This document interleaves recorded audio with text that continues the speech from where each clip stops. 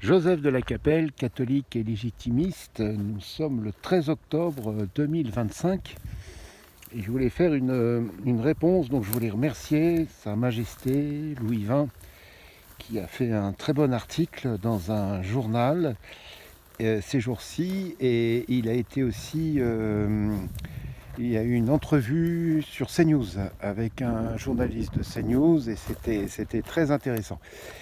Et donc, effectivement, le roi, il est au-dessus des partis et il ne s'impliquera que si les Français le lui demandent. Alors, nous, de notre côté, ce qu'on peut se demander philosophiquement, ce que lui ne peut pas faire, qui sont les Français?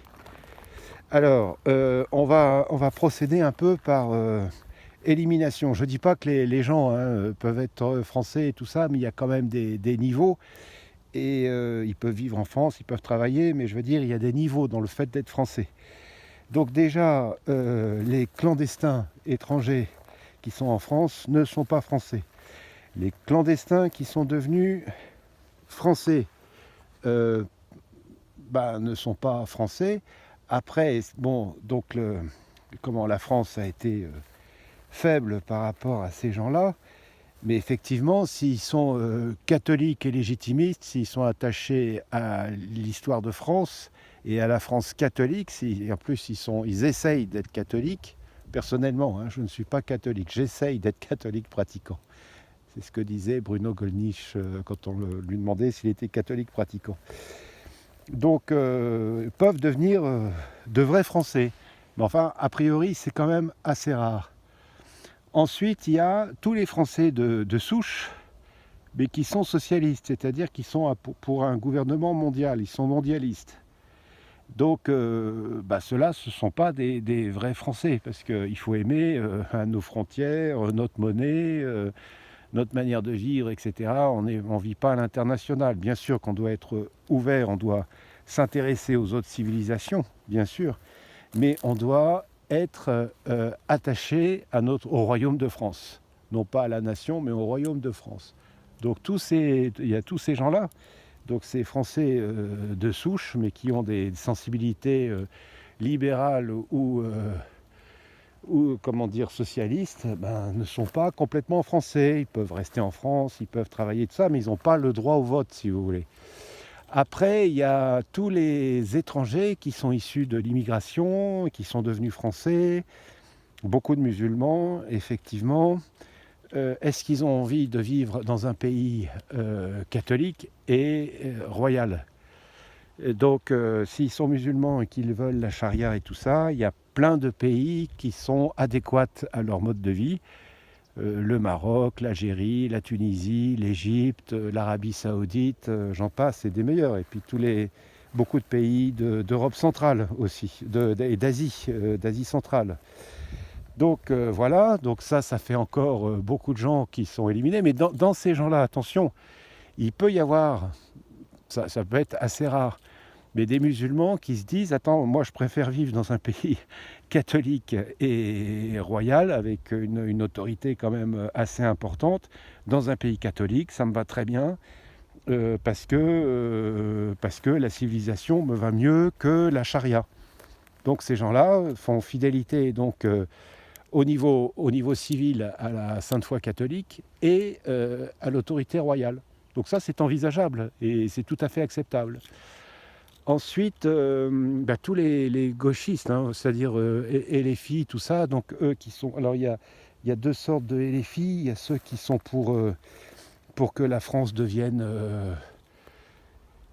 une terre musulmane, donc là ils ont le choix, ils ont plein de pays où ils peuvent aller immigrer et ils seront très heureux, et puis les communistes, donc eux ils peuvent aller en Chine, au Vietnam, etc., où ils seront très heureux.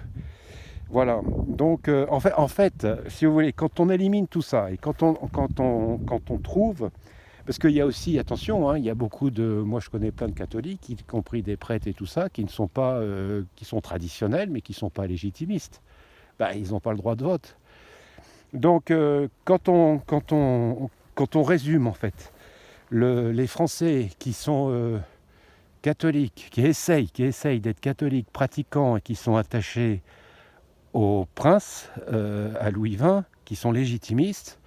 Effectivement, ça fait quelques centaines de personnes, mais ces quelques centaines de personnes sont les Français dont parle le roi.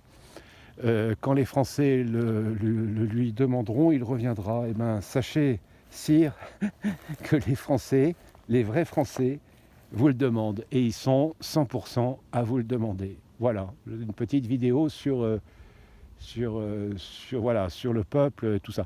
Après, les autres personnes qui sont en France et tout ça, qui peuvent rester en France, hein, je ne parle pas des clandestins qui, eux, doivent retirer, les OQTF doivent retourner chez eux, mais s'il y a des gens qui veulent être sous l'autorité de Macron et de ses sbires et de toute cette racaille quand même républicaine, c'est pas un problème, c'est pas un problème. Mais par contre, ceux qui acceptent l'autorité royale, eh ben, on s'organise entre nous, ça va très bien. J'avais dit un peu la même chose sur Israël-Palestine, faire deux États, non pas l'un à côté de l'autre, parce que ça va faire encore la guerre, mais on peut faire deux administrations. Aujourd'hui, avec les moyens modernes, c'est tout à fait envisageable.